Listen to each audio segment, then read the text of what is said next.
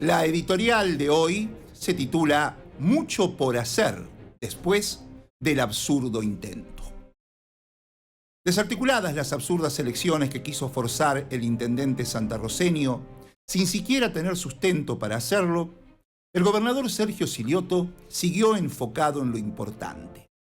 Y en ese andar fue dando respuestas a demandas concretas y ratificando el lugar desde donde siempre ha estado parado para poder brindarlas. Por más que, en forzados análisis, el gobierno nacional de Javier Milei haga una lectura de las elecciones de concejales del último domingo en la ciudad de Buenos Aires como respaldo a su política de motosierra y de desmantelamiento del Estado, Silioto sigue demostrando que únicamente con el Estado presente es posible sobrellevar las enormes dificultades que son consecuencias de las políticas implementadas por Milei y compañía. Aunque denominador común con todas las elecciones que se han celebrado en lo que va del año, en Santa Fe, Chaco, Jujuy, San Luis, Salta, otra vez la falta de participación de las y los ciudadanos caracterizó a las elecciones porteñas del domingo. No es algo menor, por lo menos en un par de sentidos. Por un lado, porque demuestra el marcado desinterés que las elecciones generan y su consecuencia. La gente no confía en la política y no cree que nadie pueda, con su gestión, cambiarle su realidad presente ni el destino que vendrá. Le da lo mismo que gobierne uno que otro. Y por otro lado, no se puede asegurar que los resultados que arrojaron representen la realidad de las preferencias mayoritarias, porque la mitad de la gente no se expresó. Concretamente, Manuel Adorni, el ganador, obtuvo el 30% de los votos, pero solo fue elegido por el 19% del total del padrón. Esto es así porque de cada 100 porteños, 50 no votaron, 19 lo hicieron por Adorni, 14 por Leandro Santoro, 8 por el PRO, 3 votaron a Rodríguez Larreta, 2 por la izquierda y 4 a alguna otra fuerza. Más allá de eso, al igual que en el resto de las elecciones, se impuso el oficialismo, o por lo menos el statu quo reinante en la ciudad de Buenos Aires. El gobierno porteño es de derecha y ganó la derecha, aunque esta vez sea violeta y no amarillo el ganador.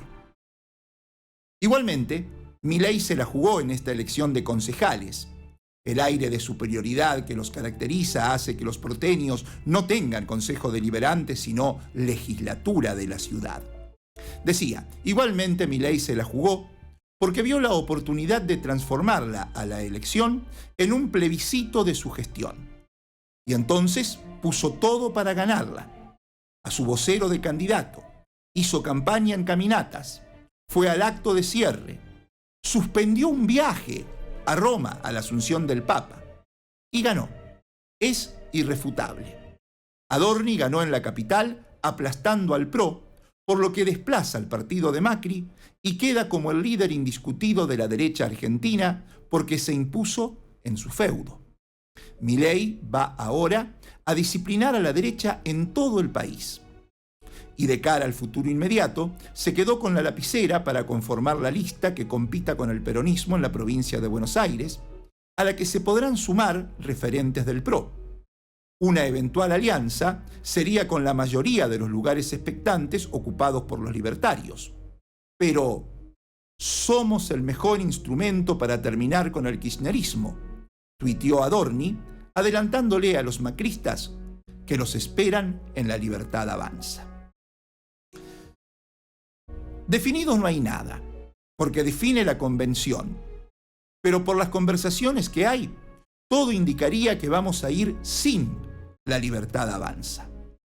Eso lo dijo, en declaraciones periodísticas la semana pasada, el presidente del radicalismo pampeano, Federico Guidugli, que tampoco parece querer sumar en una eventual alianza al tiernismo.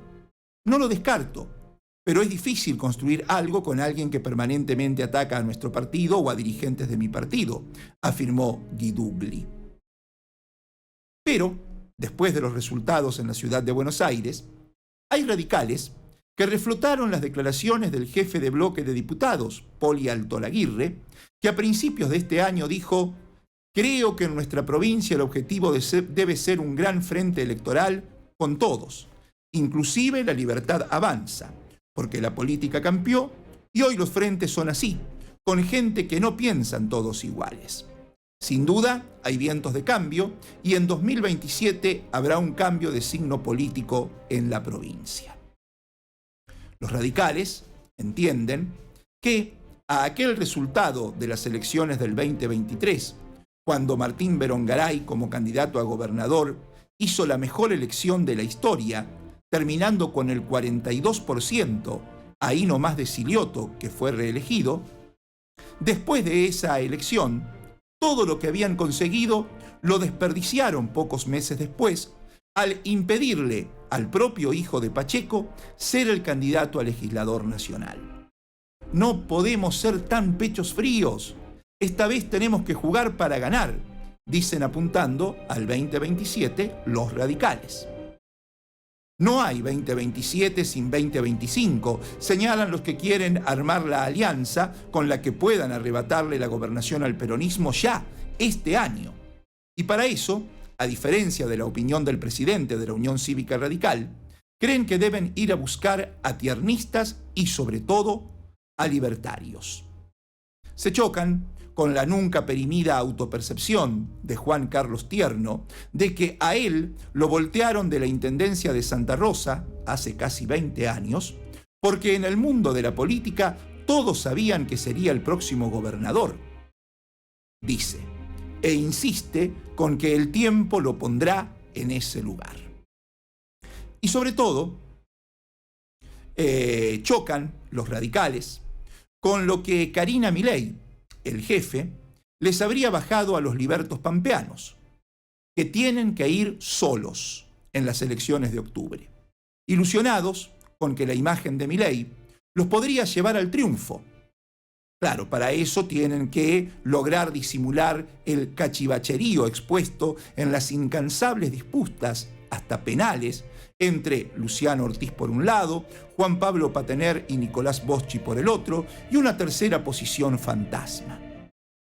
Dicen que, Karina Milei, quieren que vayan solos porque podrían ganar, respaldados por la imagen de Milei, y así posicionarse de una manera distinta de cara a la alianza a armar para ganarle la gobernación al peronismo. La victoria de La Libertad Avanza en Buenos Aires los anima a eso. Mientras tanto, el peronismo de La Pampa, y Silioto en particular, van despacio y por las piedras, entendiendo que el partido es largo. El gobernador no se desperfila, es peronista y siguen lo mismo. Nos dicen ahora, les toca hacer el ajuste a las provincias. Quieren que imitemos el ajuste que llevó adelante Nación, que significó dejar de poner un peso en la educación que llevan adelante las provincias.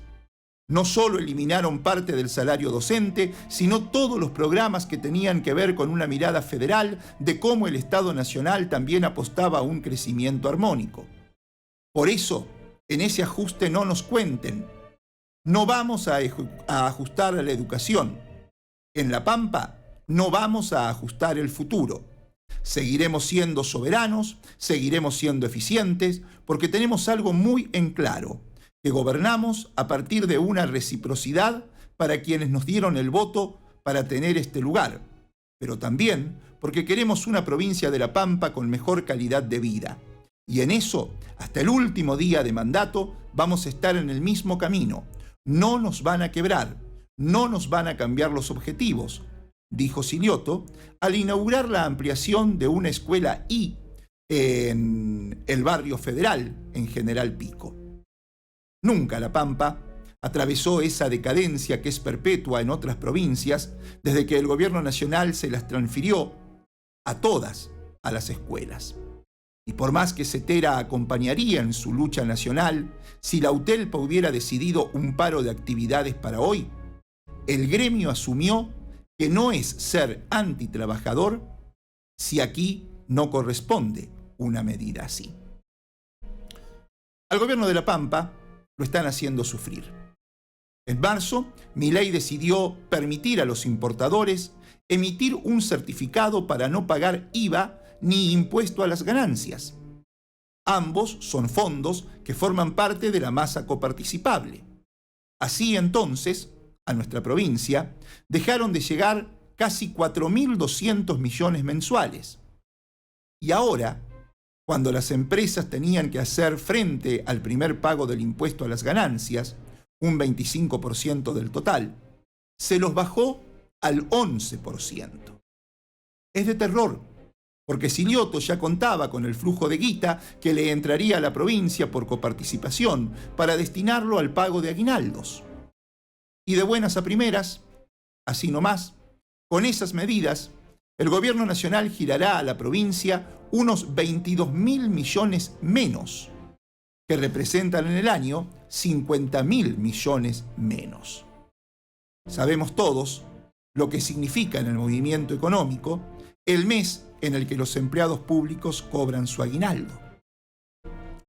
Y de chapa, un Milei autoconvencido de que es ganador, no titubeará, si definitivamente se convence, en pasarles el 12% del impuesto al valor agregado, del IVA, a las provincias en el marco de una redefinición total de la relación fiscal.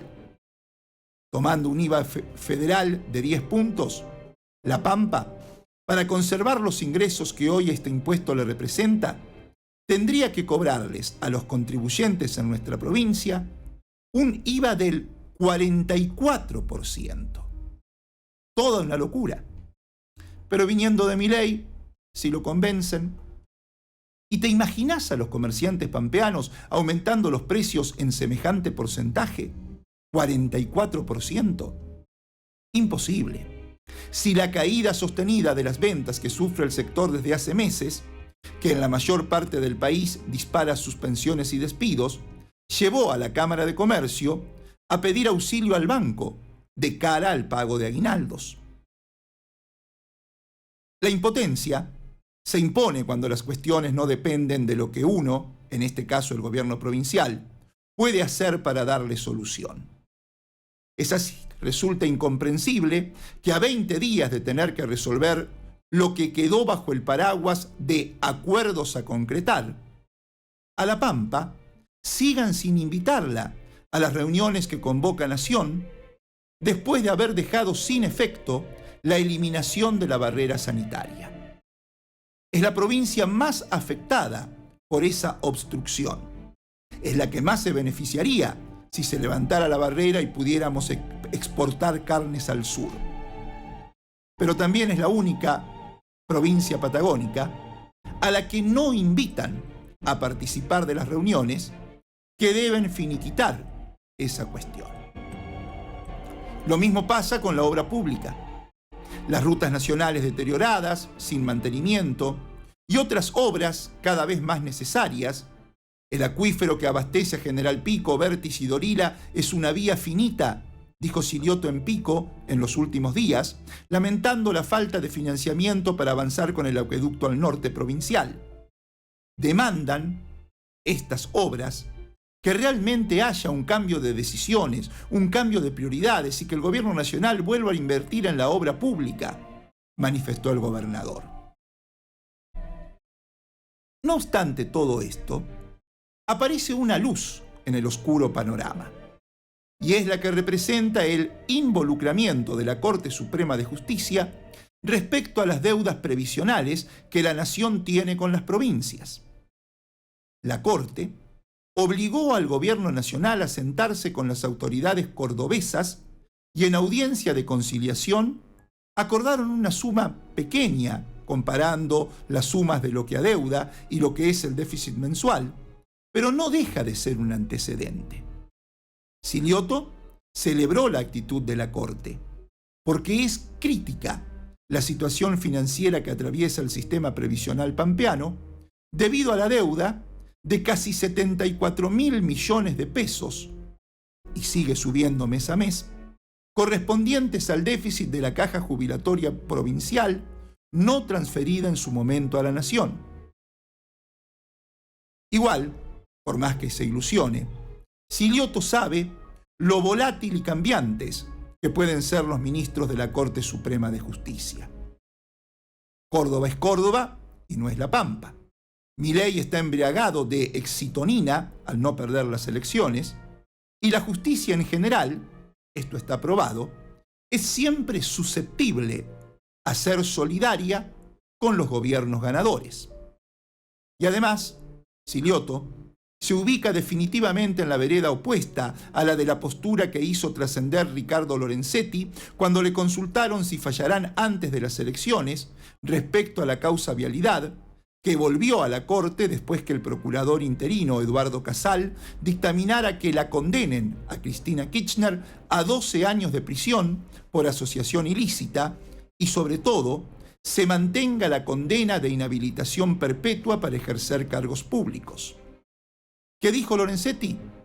¿Si van a resolver antes de las elecciones o no? Que deberíamos, porque no hay ninguna razón para demorarlo más, dijo el cortesano. Aunque ya sean más de 400.000 millones de pesos, y cada vez más, lo que Nación le debe a La Pampa, a riesgo de que se vaya devaluando y pase de ser del ancho de espada al de basto, después al 7 de espada, al de oro, el ruso vuelve a cantar Quiero retruco y pone sobre la mesa su carta más valiosa, el Banco de La Pampa. Nación se desentiende del tema viviendas. El Banco de La Pampa habilita la operatoria del préstamo personal UVA habitacional, una línea sin garantía hipotecaria orientada a financiar, refaccionar, ampliar o terminar viviendas. ¿El industricidio es consecuencia de las irresponsables políticas libertarias? El Banco de La Pampa extiende la línea Compre Pampeano Consumo, que financia hasta el 100% de compras de hasta 15 millones de pesos a industrias pampeanas, con una tasa subsidiada de menos del 30% y un plazo de hasta 36 meses. A la Cámara de Comercio se le hace cuesta arriba pagar los aguinaldos.